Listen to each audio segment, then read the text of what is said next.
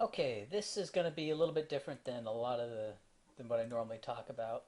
Um, it is related, but I'm going to spend about I don't know how long I'm going to spend just from looking at my little outline here.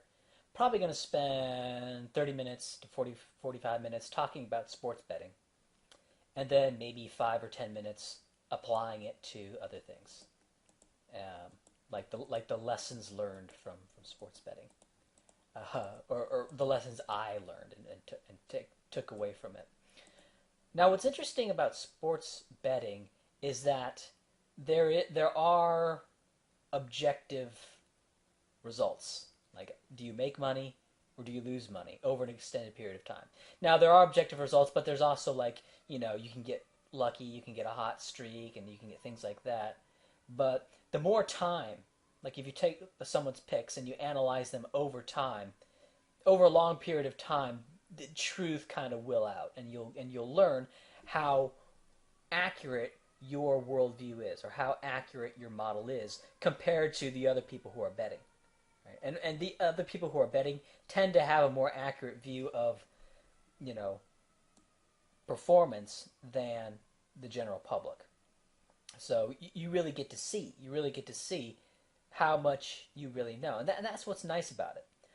It's very unlike politics. Politics is kind of like it's kind of like you have like in sports you have partisans for their teams, except with politics they never play. Um, that's not quite true. They don't play as much, I'll say.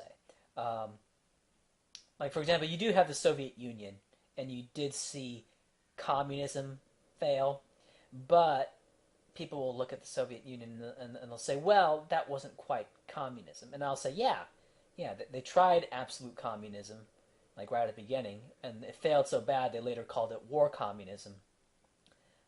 So yeah, they were never even able to get to real communism. And so you could say, well, communism was never tried. And it's like, yeah, that's true. Well, that's sort of true. I mean, that's false. I mean, there was a period in the 1920s where they did try full on communism right away, and it failed. But then they rationalized that as simply that the workers were not ready. The workers were not ready for it, and they basically needed a period in which to have the new socialist man. Anyway, and Marx never said new socialist man. But that's basically what they were trying to do. Is create a new man that would work for the collective interest, wouldn't be dependent on self interest for his to work, and so he would willingly work in a communal fashion. And this, of course, is predicated on the extremely, I guess, blank slate view of human nature, which of course ties into cultural Marxism because they need to basically reshape man. In order to reshape man, they have to break through all these impediments to the communist utopia. A lot of these impediments are, racial interests, uh, I guess language group nationalism interests, I guess I'll put it other than racial nationalism, religion.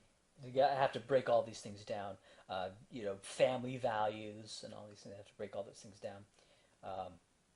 Because those things were getting in the way of communism. And it's a bit more complicated as to why that is, why those things were in the way. Um, but apparently the Frankfurt School found that they were, and I think they were too. But that's not the topic of this.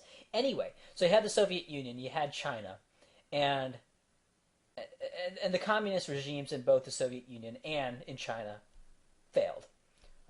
China switched more over to a capitalist model and is becoming much wealthier. North Korea has stuck to the dictatorship of the proletariat thing, and that's failing. Anyone who's not completely insane recognizes that North Korea is a failed state, or it's not something that you'd want to emulate. So it's a fail. So you have all these losses, and of course the hardcore Marxists, what they're going to say is they're going to say, "Oh, the refs blew a call" or something like that. No, they won't say that. They'll say, "Oh, it wasn't really communism," right? And you see a similar thing in college football. you'll see a team get beaten, and the fans will say, "Oh, the refs were killing us," or "Yeah, we kind of lost. We didn't play that well this day, and the refs are getting us. If we played again, we may do better." So, and you get a lot of that. Now, third parties who watch the games, they don't really fall for it that much. They recognize that, oh, it's just they're just partisans for their team, or yeah, they're just partisans for their team, and they recognize it as that. Now, I kind of recognize that with the Soviet Union, China, North Korea, they're just partisans for their team, um, and kind of you know talking about like these technicalities. Um, am I partisan for my team by defending free markets? Saying that, well, free markets weren't really implemented. Well, you could say that. You could say that. Um, One defense I would have against that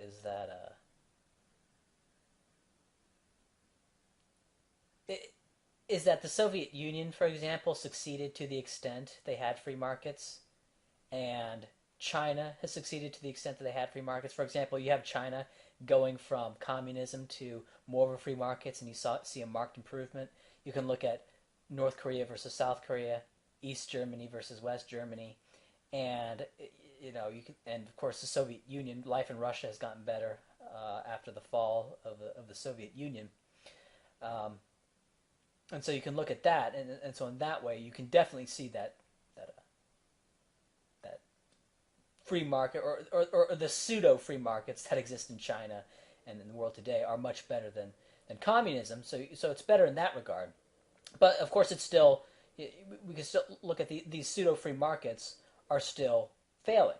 And I say pseudo free markets. Well, am I not just getting on all these technicalities? Am I not like the communist? The communist says, well, the reason the Soviet Union failed was because it wasn't pure communism.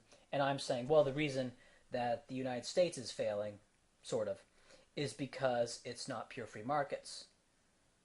They're not free market enough. And yeah, and so you could say that I am kind of making the same partisan thing. That I'm kind of saying, oh, that wasn't a real football game. Our team wasn't really out there. We had some players nicked up. The refs screwed us. Right, right. Maybe I'm kind of like that in my defense of free markets. Um, but I think not. And the reason I think not is has to do with the continuum. That is, you see that, for example, if you take a look at the map, the index of economic freedom. Now, there's a flaw of the index of economic freedom.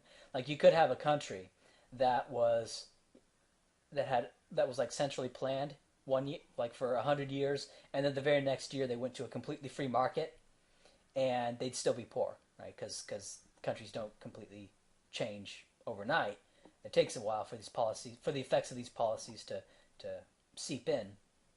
So you could have a country that was like zero on the index of economic freedom and dirt poor, and then the next year they were 100 on the index of economic freedom, and they would still be dirt poor the next year. And so you would look at that and say, oh, see, they're the most free country in the world, and they're dirt poor. Yeah. So there's that limit with the index of economic freedom. It's time. For example, Sweden had in the like after World War II, in the 1950s, 60s, and 70s, they had very free market policies, and so they got very wealthy. And then they switched over to a welfare state, and of course, the welfare state became like a model. People would look at that and go, "Wow, look at how successful that welfare state." Well, what did they have? They had a free market economy that generated a bunch of wealth. Then, once the wealth was generated, they, the government sank their hooks into all this private wealth, and created a welfare thing. And people were like, "Wow, so welfare state can work." Well, sort of. like you didn't. The people aren't taking into account the time factor. It's not like you can take a country and have a welfare state and take a country like, I don't know, Libya or Algeria, institute the same kind of welfare things that Sweden, France, or even Britain have, and then expect it to become like Britain, right? I mean, what happened with all these European countries is that they had more free markets for a long period of time. Then a bunch of welfarists came into power, and so now what do they have? Well, they have quite a bit of wealth, which is a holdover from the free market period, and they have the welfare state redistributing it. Um, yeah, yeah. I'm going on a lot of tangents here. I don't care. So anyway, back to what I was supposed to be talking about this whole time. Um, College football betting. Anyway, so college football betting. One thing that I found is how not entirely useful computer models are, is what computer models can do with sports. And I assume this is true for sports and bet. Like I just do college football. I'm going to try to branch out into other sports, but I just do college football. And what I have found is that the computer models are probably very good at telling you how good teams were. And they're not very good at telling you how good teams are going to be in the future. Now, what you can do is you can weigh things. You can say, well, this is the trend line. But the problem is the trend line is really hard to do because there's so few data points. Um, and because there's so few data points, what that means is that the quality of the teams, the information is very embedded. The information doesn't get revealed very much because there's so few games. There's only 12 games in a season. And of course, over a season, teams change. Like young teams will get a lot better over the season. Um, Teams that lose a bunch of games will get demoralized and they'll play worse later in the season than they played early in the season. So and so that's a lot of, and so if you just look at performance in games and try to use that to predict how the performance is going to be in the future, you're going to have a very hard time. And fundamentally, that's what computer models do. And now what you can do is a person programming a computer model, what they can do is they can say, well, what I'm going to take into account, I'm going to take weather into account, the field into account, I'm going to take, this or that player into account, I'm going to take matchups into account, and you can do all that. But then, and you can plug that into a computer model, but do you see what's happening? Like, sure, you're plugging that into a computer model, but that's not, that depends on human subjectivity, kind of using your heuristics and then using a computer to create a model based on your assumptions, based on your kind of heuristic assumptions, how valuable things are. And a computer can do that, but the thing is a computer can't make value judgments. That's the thing. Like, you can model your value judgments. You can take, well, I think this is value this much. I think, rushing yards per game is valued this much. Rushing yards per game modified by the defenses they were rushing against. I think it's this valuable. And then you can use a computer to help you do all the math and figure out how good each team stacks up, and do that a lot quicker than doing it by hand.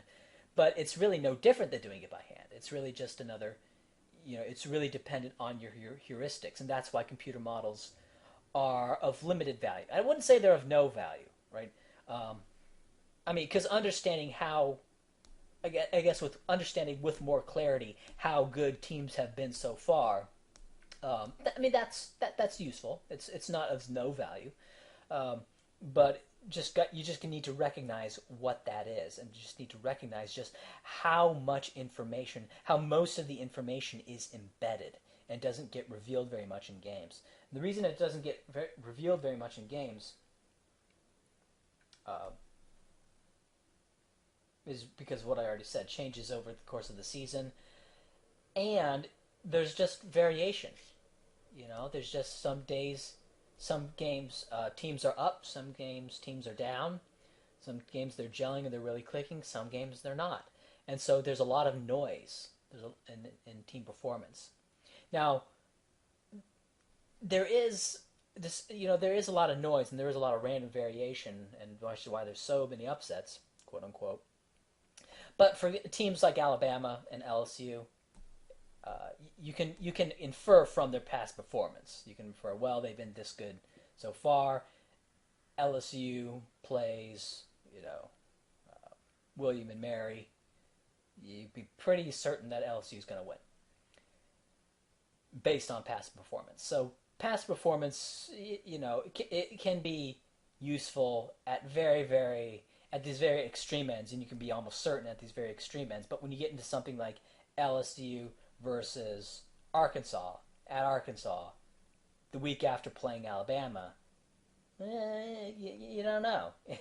Some stuff can happen. I mean, what's the money line? Let's say that it's 4-1 odds. LSU, you bet 400 to make 100, or say you bet 400 on Arkansas.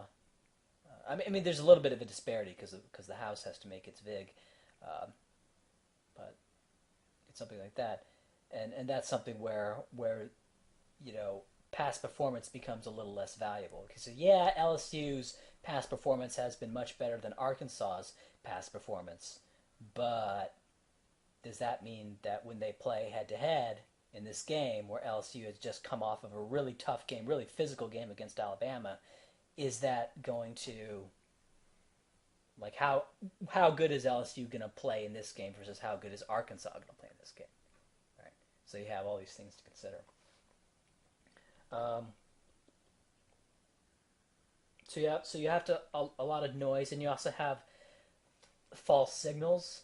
I would say like there's a signal to noise thing, and you got to figure out, well, how much of the variation in this team performance is just a result of noise, and how much of it is a result of the team really being that good. Like Kansas State, for example, is Kansas State when they beat, I know they beat Texas Tech. I think they beat Texas A&M. And they played Oklahoma and got stomped by Oklahoma. And so a lot of people were thinking, oh, so Kansas State, what they did is Kansas State is a low talent team. So what they had is they basically had their act together. Coach Schneider does a really good job of keeping his teams together. So Kansas State, they have their act together. And so what that means is they utilize their talent very well, what little talent they have. There's not many, because Kansas State doesn't get very good talent. So very little talent they have, they utilize very, very well, very effectively. And so when they play a team that is having a down week, like a Texas A&M, which has much more talent, they are going to beat. They're very likely to beat Texas A&M, even though Texas A&M has better players, because Kansas State is just better coached, and they get more out of their talent. So when they played Oklahoma, after Oklahoma lost to Texas Tech, Oklahoma has a lot more talent than Kansas State. So Oklahoma came to Kansas State, and they were really up for that game. They were not sleepwalking, and they were clicking, and they destroyed Kansas State. And so that's what people thought. So, and so that's really what you have when you have these low talent versus high talent teams. Case studies of this would be, the polar opposites in this regard would be Kansas State and Florida State. Florida State gets some of the best talent in the country. They get better talent. They get better talent than USC. They don't get as good talent as Alabama or LSU, but they're right about the level of Georgia. Georgia's having kind of a down year, but they're typically pretty good, and they get really good talent. Florida State stinks. And it's a mystery to me why they year in, year out get such good talent. I know Florida State has some history, but for the past 10 years they haven't been very good. I don't know if they've won the ACC. I mean, they're better than most teams, but they are usually not winning the ACC even though they get the best talent in the ACC. So it's kind of a mystery why they get all this talent, but they do get a lot of good talent. It's just their coaching sucks. And their coach for a while, Bobby Bowden, is who he is. Yeah, he was kind of a legend there, and I think they're kind of afraid to fire him because he's a legend. But the truth is, he had been past his prime for a while, and Florida State was still getting a lot of recruits because they have that legacy. But the coach was not up to, I guess, the modern. Either he wasn't up to like how the game had evolved, or he just had kind of lost his touch with age. But they wouldn't fire him because he's a legend. But they're still getting all these good athletes. So it's actually a really good case study. It's interesting for me when you compare a team like Kansas State and Florida State. Kansas State, which doesn't get very good talent, but has excellent coaching, and so versus Florida State, which gets a lot of talent. Now, what you'll see with Florida State is wild variation in their performance because they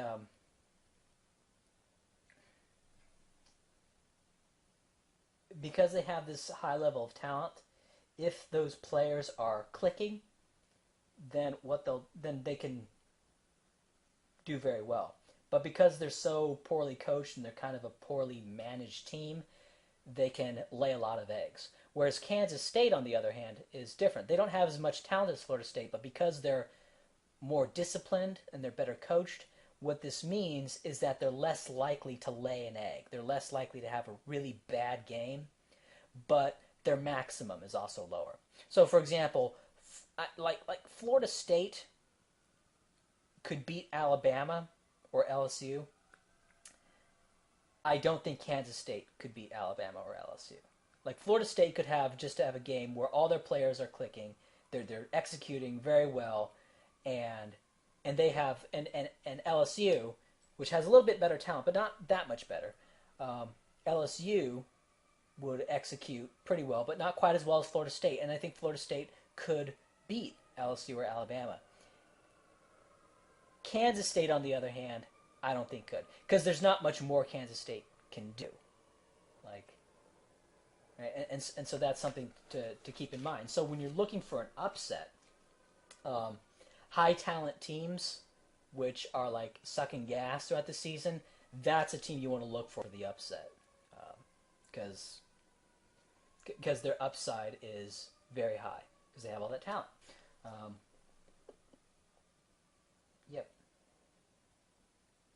But how do you know about talent? I keep saying that there's this talent thing, but how do you know what teams have the better talent?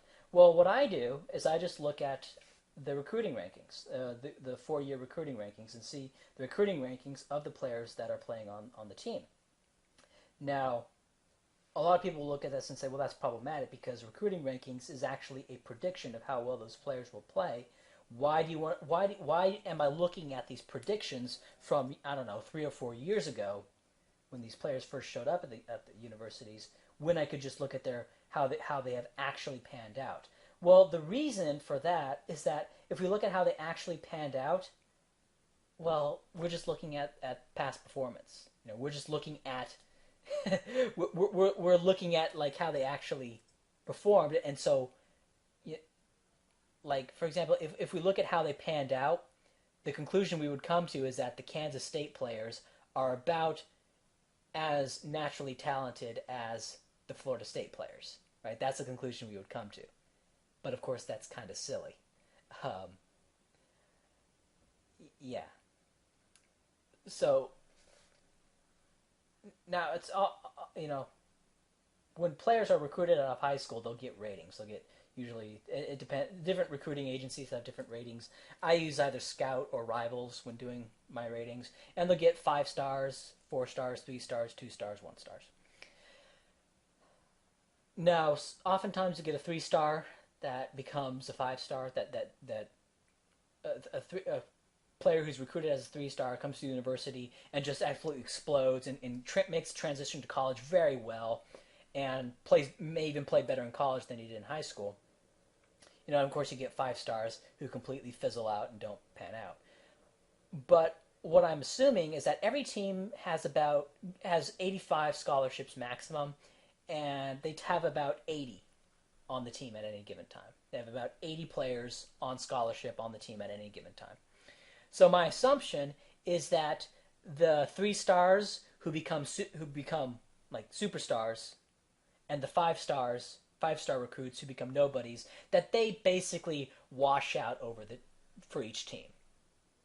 For example, so a team whose recruiting rankings is higher than another team's is probably has a higher base talent level than the other team. Even though, some of those higher level recruits will probably not do as well as they thought they did. But on the other hand, you're going to get some of the lower level recruits who do much better than they thought they did.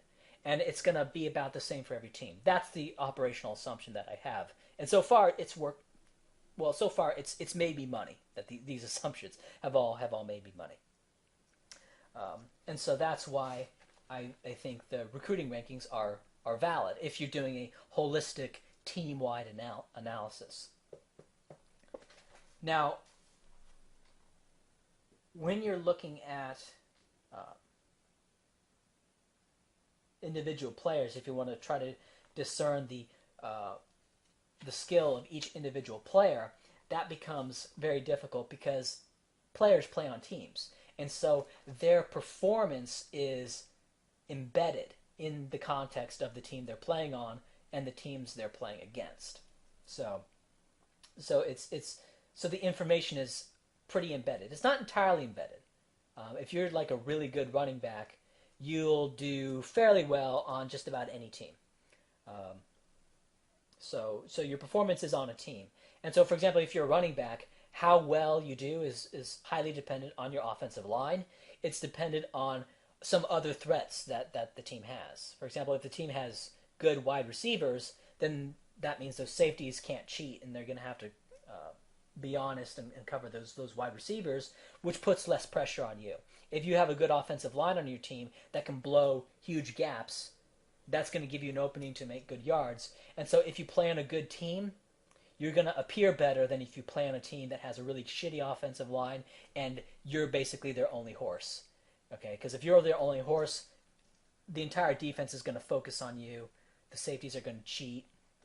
Linebackers are going to play really tight, and you're going to get clobbered all the time because you're the only threat that your team has. Right? Whereas if you were playing on a better team, you'd get more yards. And so your performance is really embedded with the team you're playing with. And so that's something you have to take into consideration. And so, but what you can do is you can look at how good the team is, and then you can look at how good the player is on that team. And but then there's another problem. Like if you're the only horse on that team, you're going to get the ball a lot.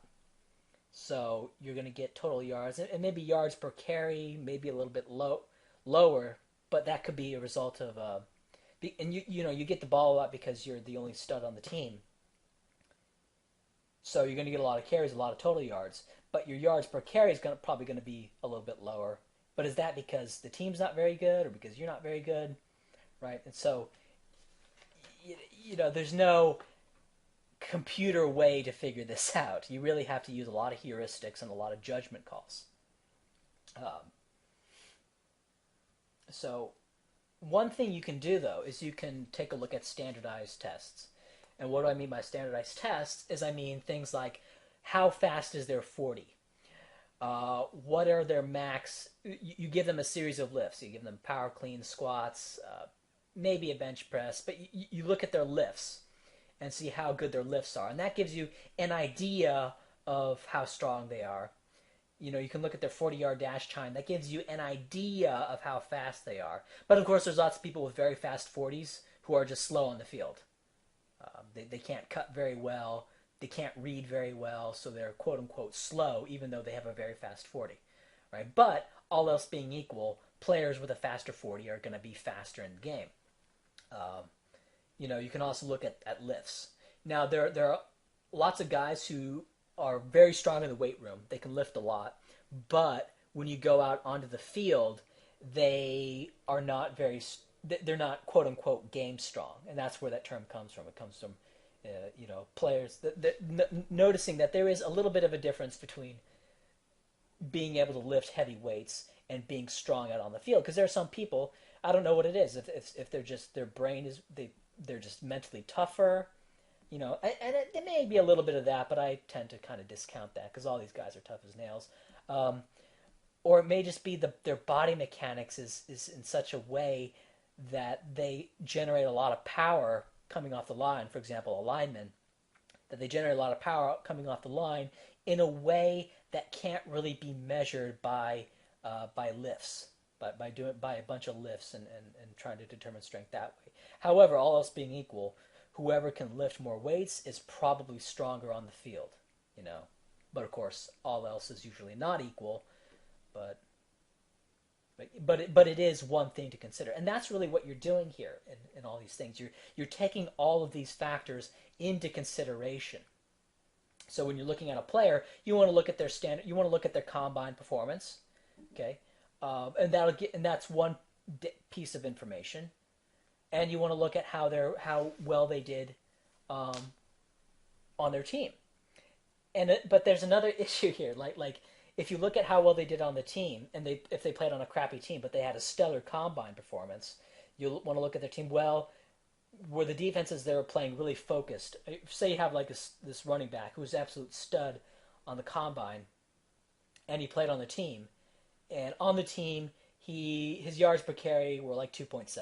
Like, well, okay, that's not very good, but you take into consideration that the team he played on completely sucked, and watching a little bit of film, you notice that the defenses were really focused on him, and you notice that the team didn't have really any other options.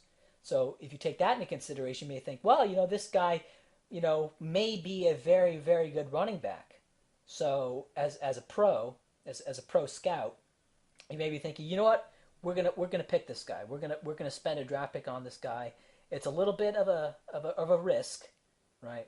But we're willing to take the risk because his combine performance was very good, and he was playing on his subpar performance in game may be due to him playing on a really crappy team. Right? So there's all this embedded information, all these heuristics to use, and there's another thing to even take into consideration is that there's no objective weighing of all these factors, right? Like, how do I say this?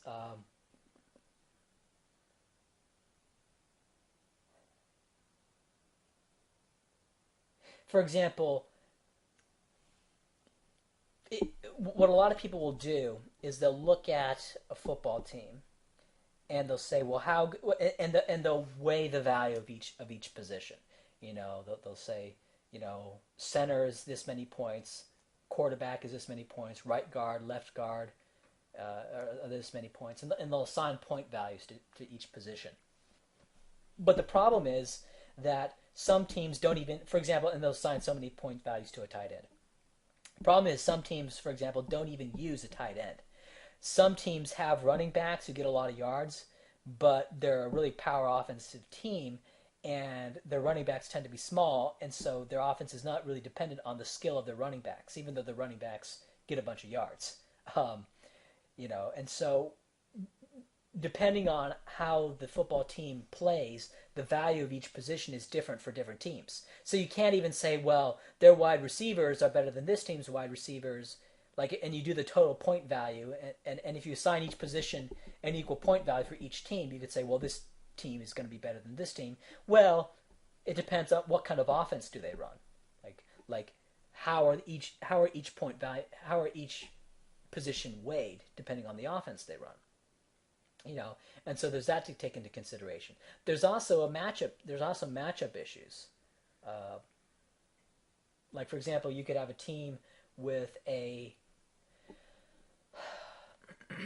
that has a really small how, okay, let's take three teams. Let's say we have Michigan, Wisconsin, and Iowa, and I'm just going to make up the weights of these teams. Now, on Michigan's linemen, offensive and defensive, have an average weight of, let's say, 250 pounds.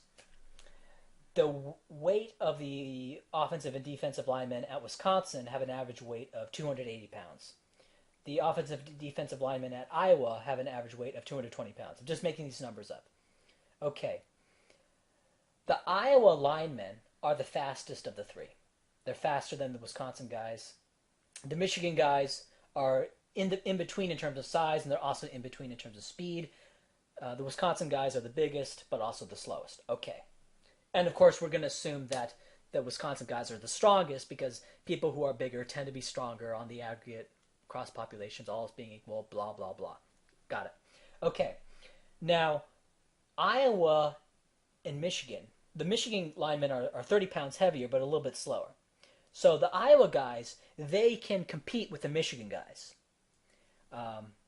they're not completely overpowered by the Michigan guys, and their superior speed can cause them to get around and make a few sacks or whatever. The Michigan guys can do the same with the Wisconsin guys, right? They're 30 pounds lighter, right? So they're a little bit overmatched, but they're a little bit faster, and so they can get around and make a few sacks, right? Got that. However, if the Iowa guys play the Wisconsin guys, the Iowa guys could get destroyed. Um, because yeah, they're a lot faster than the Wisconsin guys, but the Wisconsin guys are so much bigger. I mean, 60 pounds more, that's a lot. Are so much bigger that they'll just wear the Iowa guys out. Maybe in first few plays, the Iowa guys can really have some piss and vinegar and make some plays. But as the game wears on, the superior size of the Wisconsin guys, I think, would just grind down the Iowa guys. So even though the Iowa lineman is competitive with Michigan, and even though the Michigan linemen are competitive with Wisconsin, that doesn't mean that the Iowa linemen are competitive with Wisconsin. You see how this works? So, you know, like Michigan and Iowa can be very even in their game. Michigan and Wisconsin can be very even in their game, but Wisconsin could absolutely destroy Iowa because of matchup issues, right? And so it's not even, and so when you do rankings of different units, that's inappropriate too, because you can say, well, this is the number 5 ranked, team or 5 ranked unit, or this like this number 5 ranked secondary, or number 5 ranked defensive line. Okay, and that could be true in kind of an across the country sense, but if they match up against some other team that is like way bigger than them, they may get blown out, even though when they go through the entire league, their linemen play better than the team that absolutely blew them out. Okay, so and this is kind of a rambly little podcast here, but what I wanted to say about this is that what's nice about all this is that the games are actually played. That you have 12 games a year, and you have conference championships and bowl games. So you have actual experimentation. You have you have people running their mouths on all this stuff, but throughout the season the games actually get played. Now sometimes they're indecisive. Sometimes you get really close games that are decided by a few calls. But when you have something like that where it's a really close game, what you say is that, well, I guess these teams are about even. Assuming that they had similar seasons. Well, I guess these two teams are about even. For example, Alabama and LSU, they're about even. They played a game. It was 6-6. They went into overtime, and Alabama won by a field goal. Right, and so basically they're about even teams. On another day where Alabama had a little bit of a better day, Alabama may win by a field goal. It's basically like that. So even though there's never like a perfect thing, because there's so much noise and so much randomness in football.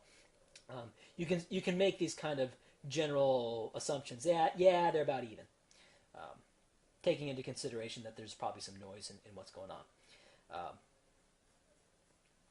With politics, on the other hand, you don't have as many games, and so politics is kind of like all these sports teams' partisans talking about the quality of their teams, and then deciding who wins the games based on a vote, right? Like imagine if you had Nebraska fans versus Texas fans. These highly partisan fans, and our team's the best. No, black shirt nation. Hook 'em horns and all this crap. And then they never play, and they just but the thing is, even today, like Nebraska and Texas don't play each other, but they do play other teams, and so throughout the year you can see which team is better this year, and so you can kind of have an understanding. But in politics, like the Democrats and Republicans, do they play? I mean, you do have quote-unquote Republican policies, and you do have quote-unquote Democrat policies. But even that's not entirely true, because both parties are kind of divided, especially the Democrat Party. And I think the Democrat Party is going to Well, I don't think it's going to become undone, but I think basically the white Democrat is kind of a dying breed. Um, like the white left is going to be non-existent in a little while. It's going to be American politics is going to become more and more racialized, with the Democrat Party being the anti-white party, and the Republican Party being the kind of, I wouldn't say pro-white party, but trying to be as pro-white as they can without being perceived as racist party. Kind of like the Martin J. Willett party is what we'll say. That guy's an asshole. I thought I had some hope for him, but he's afraid of being labeled racist, and so he's kind of saying, "Well, I'm not with those guys, or I'm not with the white nationalists. They're crazy." Trying to think, well, they've been blackballed. I don't want to be associated with them. I'd be so happy when Martin J. Willett gets blackballed, and then some other guy comes along and says exactly what Martin J. Willett is saying, but saying, "Oh, but I'm not with that crazy guy Martin J. Willett," and that's what these God, pieces of shit saying, like, "Whoa, I'm not with." David Duke does say some kind of crazy things, but he's not that hateful. He's not. He has some conspiracies about the Jews, but he's not a hateful person. But you have a bunch of people saying, well, I'm for, I believe in race realism or hereditarianism or whatever, but I'm not with those guys. But I'm not with those people. I'm separate. But the problem is that what they don't realize is that, if you talk about these things, you're gonna get blackballed. People are gonna call you a racist, and they're gonna call you all the horrible things, and you're gonna get that stain on you, right? It's just it's the zeitgeist. It's what we live in, and so people who come in saying, well, what I'm gonna do is I'm gonna try to be cute. I'm gonna try to be, I'm gonna say, yeah, races are different, but it doesn't matter. And so by saying that, they're not gonna call me a racist. And I'm going to distance myself from these other guys. Like, not only is that kind of a dipshit thing, a piece of shit thing to do, but it's also not going to work. So Martin J. Willett, if you're listening to this, which you're probably not, just keep that in mind. You may be able to hold it off for a little while by being cute, but you're going to end up in the Valley of the Damned. And you had better try not to piss off, your neighbors too much before you show up. What was I talking about? I have some notes here that I didn't look at for this entire time. Blah blah blah. I think I said everything I wanted to say. Yeah, basically, there's people who get it, and people who don't get it in terms of college football betting. But there was this guy. I spent that semester in junior college. There was this guy who was also kind of into football, except he was kind of he was a Michigan hack to an extent, but mostly he was a Big Ten hack. Now, for people who don't know, the Big Ten has 12 teams. There's also another conference called the Big 12, and the Big 12 has 10 teams. So, yeah, the Big Ten, it's the Big Ten 12 and the Big 12 10. When the conferences were first formed, the Big 12 had 12 teams and the Big 10 had 10 teams. That's why they had those names. But now, yeah, the Big 10 has 12 teams. Okay. Anyway, so he was a Big 10 hack, and he was saying, "Oh, Penn State and Ohio State and Michigan, they're the best team in the conference, in the country. They're the best teams. They're the class of college football and all this stuff." And he knew a lot of crap, I would say. Now, a lot of people look at this and go, "Oh, this is the sinews of understanding the game is player statistics and all this stuff." But it's crap. Okay, it's not going to help you that much. But yeah, he would talk about all these players and all these linemen and guards, and he had this. I wouldn't say it's an encyclopedic knowledge, but it was a lot of knowledge, much more than I had, in terms of, I guess I would call it the minutiae and the player lineups and the orders of battle in these things. So he knew all this stuff, and he was running his mouth. And and we were and there's this kind of group that I was going around in, and the group consensus was that he knew more than I did, and yeah, I mean he knew more. Actually, yeah, well that's true. He did know a lot more little things, but that he was more knowledgeable or whatever. Now, when the season actually rolled around, that's when like this kind of got revealed because like he would make a lot of predictions on all these games. Now, early on in the season, I would say things like, "I don't know. I guess this team could beat this team. This team could beat this team." There's all upsets that are possible, and I had a much more relativistic view of football. He was much more. I guess we could say he was much more tight in his analysis. He would say, "This team is better. This team is going to win." Right? Really hard statistical, like this team is better, this team is going to win, kind of stuff. And that's crap, right? That's what people. But my income on sports betting is dependent on people like that, on these retards, basically. These people who look at the stats and are like, well, they have a better passing attack, better rushing attack. They're just a better. Their record is better.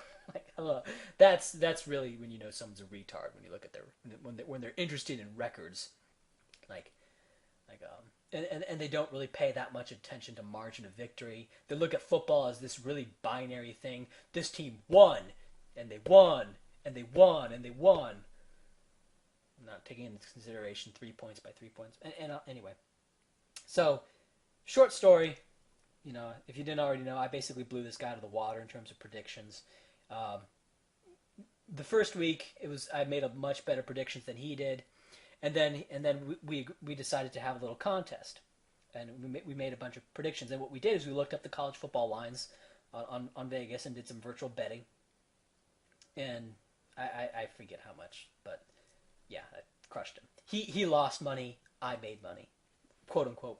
Well, this time it wasn't real money; it was virtual money. So yeah, and that was basically the end of that. But the thing is, what's interesting though is that if we ever it was odd though, because if we ever debated about which team was better than another, he could school me in a debate, like he knew more things, like he and so yeah, so he could beat me in a debate. But the issue was that I guess he didn't know much about what really mattered, and so his predictions were kind of crappy. And so it was weird because as the season went on, people would listen more to what I had to say than what he had to say because my predictions had proven so much better. But at the same time, I had less to say than what he had to say because he knew more things. He had more. He had more of these baubles, these statistical crap, basically, than I did. So, I, it's hard to describe this, but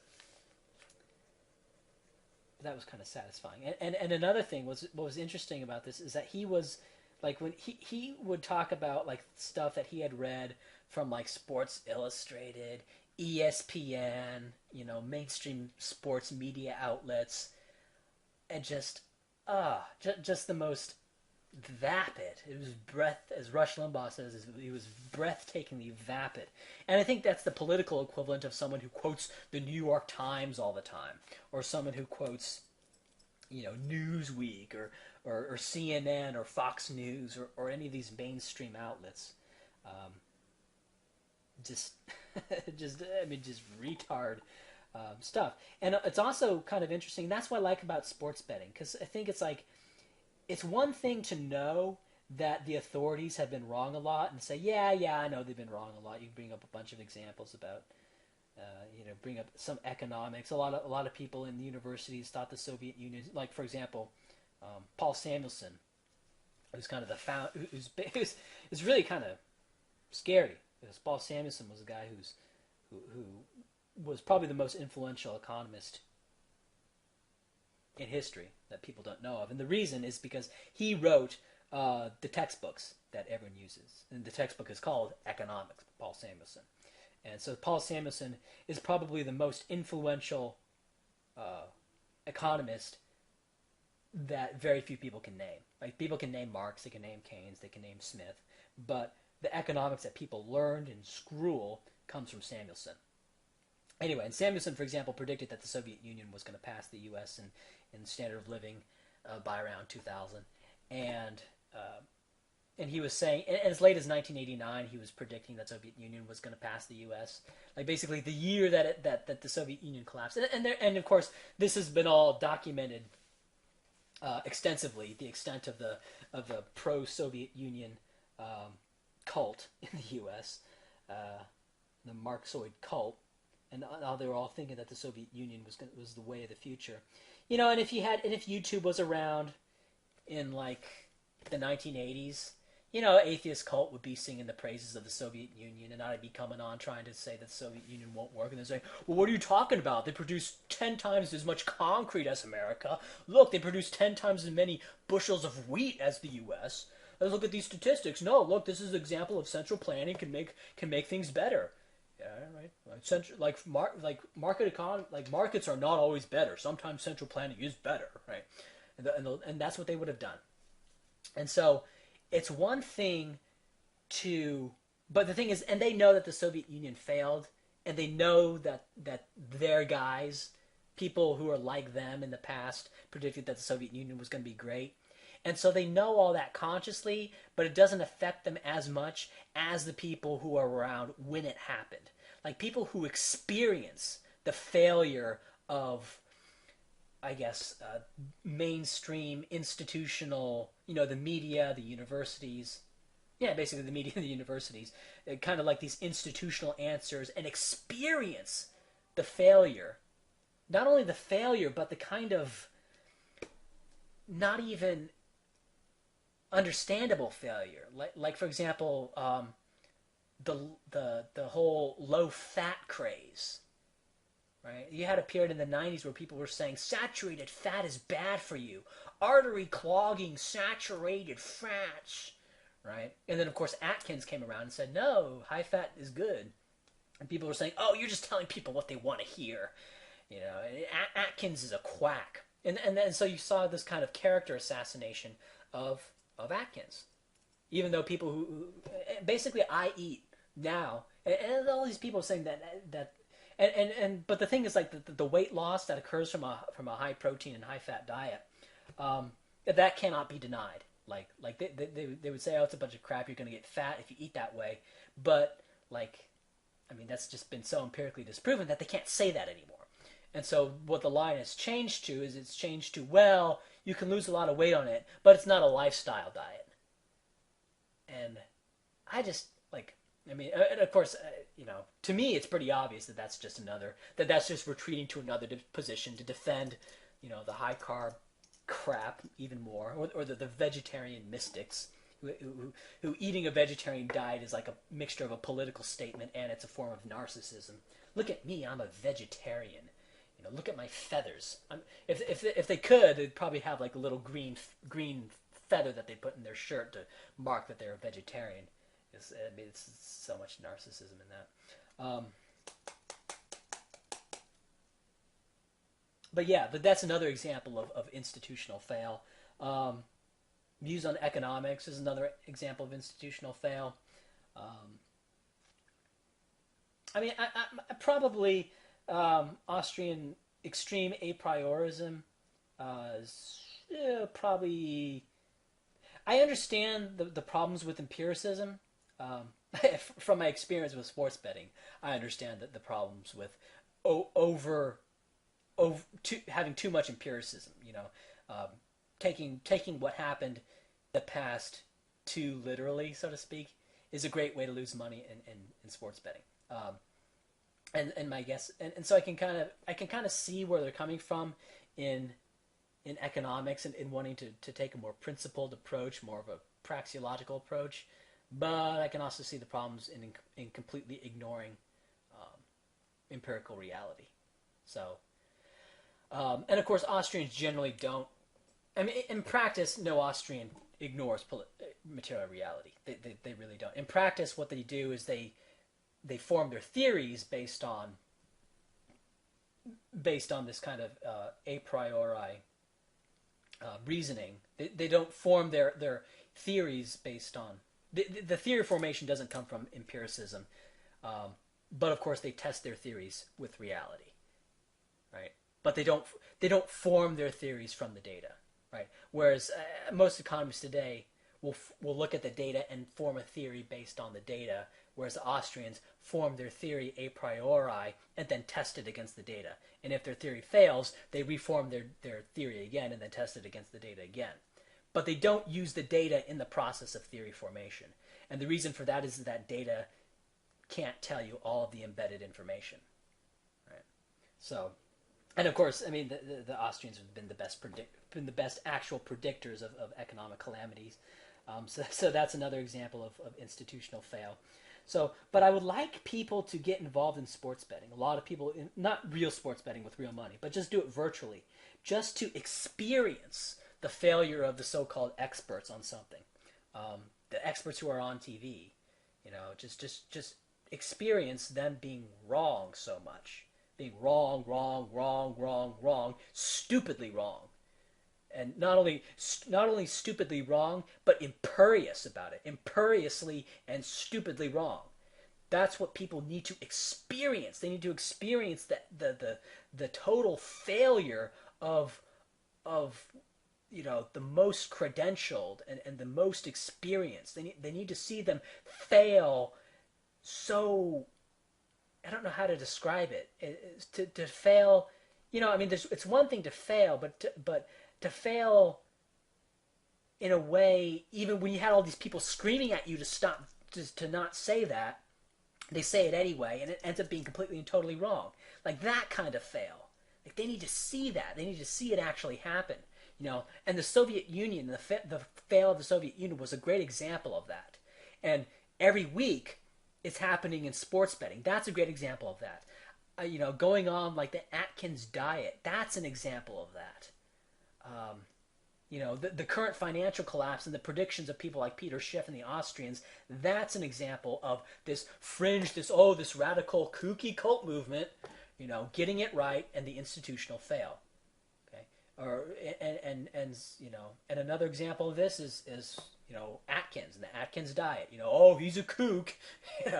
He's just telling people what they want to hear, right? And that's an example of that.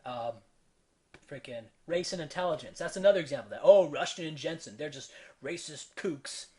Um, and the institutions. Well, the problem with race and intelligence is that there's not as much. With diet, there's a test. Like, well, you get people who go on the Atkins diet. Oh, look, they lose weight. And they're not depressed. They're actually, because they're getting all that saturated fat, which is what your brain depends on. They're eating a diet that they evolved to eat. And oh, look, they're happier and they're healthier. Their cholesterol is not very high. It's actually lower than people on high carb diets. Like, what the fuck's going on here, guys? So you can test that with diet. So there's an empirical test there. You can test it with college football. You can sort of test it with economics. You can kind of sort of test it with race, with like adoption studies. You can take an adoption study. You can look at subtest heritability. There's ways to sort of test it, but it's not as much as with, say, college football. With economics, you can test it, but you have like these countries, but countries that fail. The things are so complex, and there's so much embedded information that you can spin a narrative any way you want on any of these things. So, and that's a problem. And so when you have people who are not smart enough to understand probability, or can't take into consideration that there's noise in things. They can't take into consideration that things change over time. They don't know how to separate signal from noise very well, or they'll take past performances too literally. People who, I guess, quote unquote, don't get it, and they don't get that there's embedded information, and they can't really discern these issues very well. They're going to kind of defer to the quote-unquote experts, right? And so that's why you get people, who vote for the mainstream political parties. They don't want to vote for radicals either way. They don't want to vote for those free market radical kooks, right? The diet they eat is, fairly high-carb diet. The Atkins, you don't want to eat the Atkins diet. He's a kook, right? Um, if they do bet on sports, most people don't bet on sports, but if someone does bet on sports, they tend to lose a little bit of money. They go about 500 and they lose the vig. They get fat because of their diet. They support some crappy political party. They've been taught their life that, oh, you need to go to college and get a degree. And then they do that and they find out that they're not making that much and they're working for other people. They're not working for themselves. They're working for some other company. They don't know how to work for themselves. They think that buying a nice house is an investment.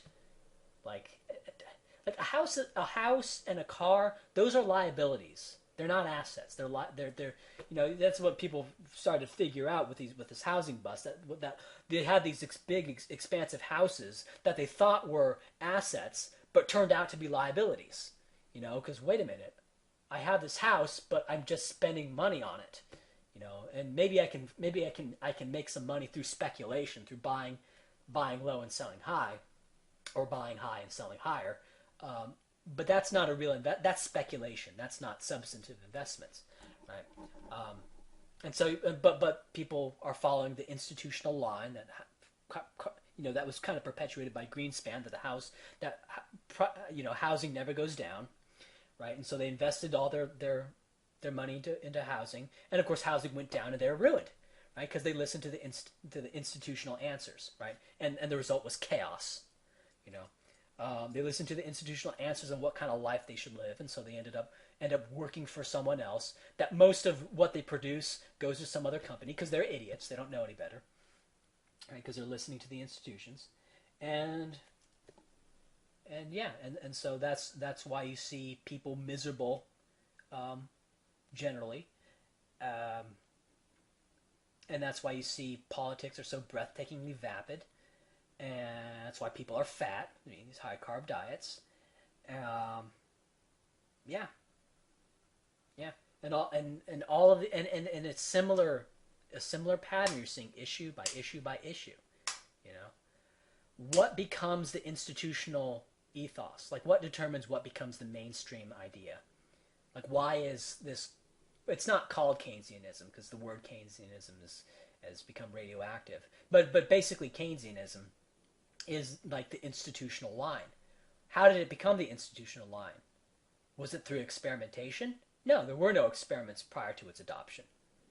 It was written in like 1936 and was adopted. Well, basically, it was adopted prior to that. It was adopted, at the start of the New Deal, and then it was kind of written. What governments were already kind of doing then got codified by Keynes.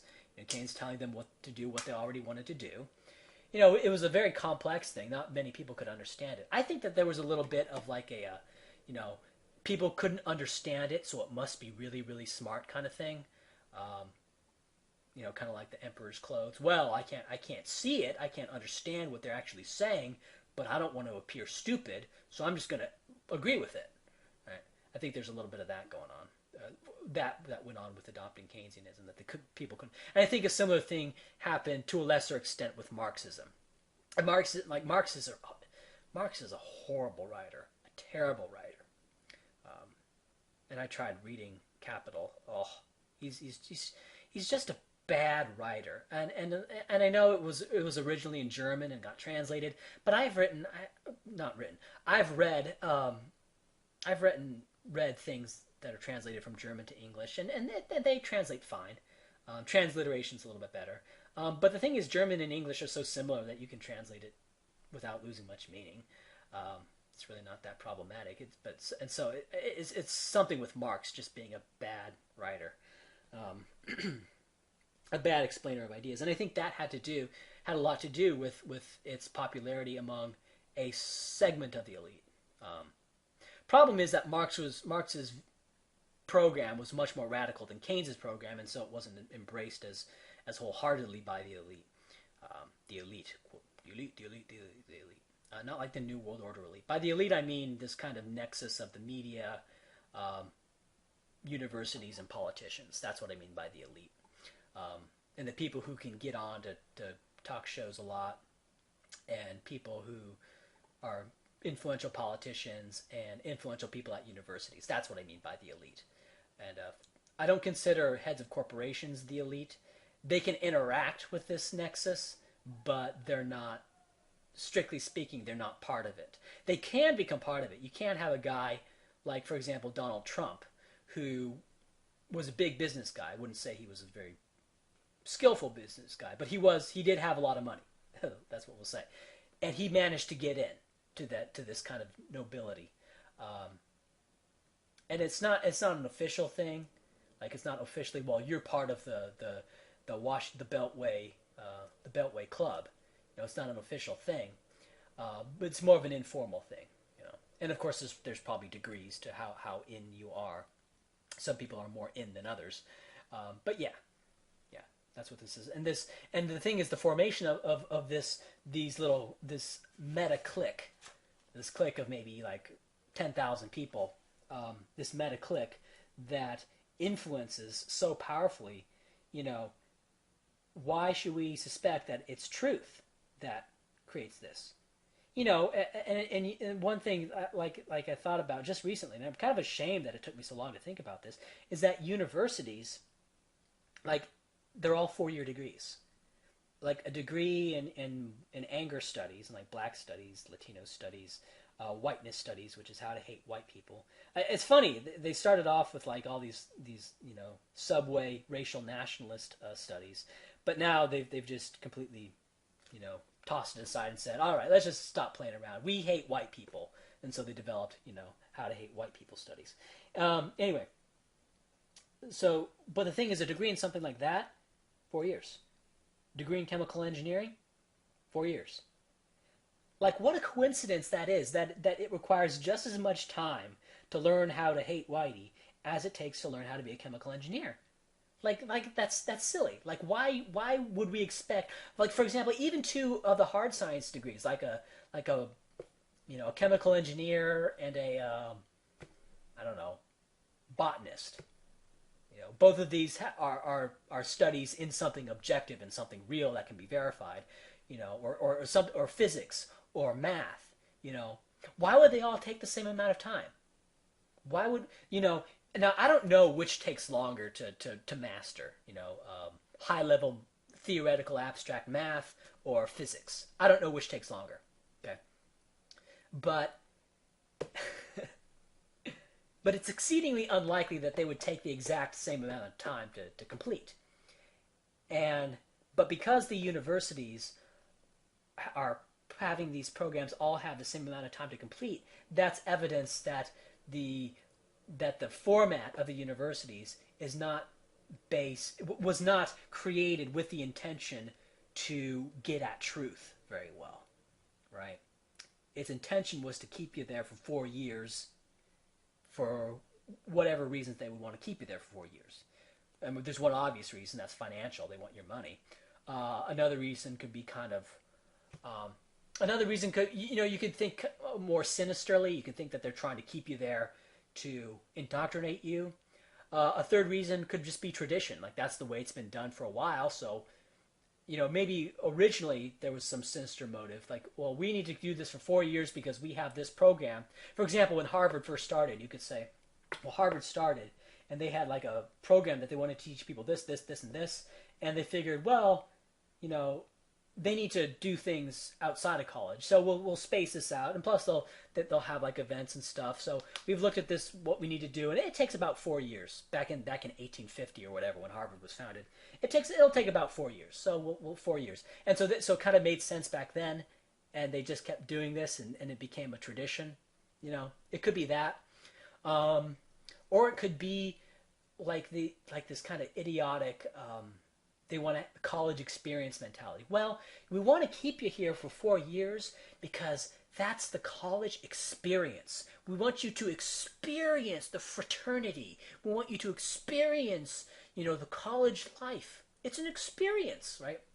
So it could be that, right? Which I would say is a really retarded reason to support the 4-year college thing.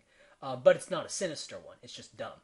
Okay, so there's a bunch of reasons. One of which is sinister. Two of which I would say are sinister. One is they want your money, and one is they want to brainwash you. But the other two are, and so it may be a mixture of all four. Or It could be a mixture of all four in different weighing. Maybe it's not. It has nothing to do with money. Maybe it's just that's how it's kind of happened, and the 4 years has just been a tradition. I don't know. But what I do know is that the format is not based on truth. You know, like when you want to learn something, do you go, huh? What I should do is I should go to a class which has 100 people packed into an auditorium with one guy who's teaching this and writing on a back board about this stuff. No. What you do is you'll get a book and maybe get some video lectures and find some people who know about this and basically pay them for their time and ask them questions about certain physics things you want to learn about, right? That's what you do to actually learn. And you spend your time at a desk reading, doing physics problems. That's what you do if you actually want to learn it. Okay, going off to a college place and having a bunch of bullshit, a bunch of college bullshit, like that's not going to help you learn physics.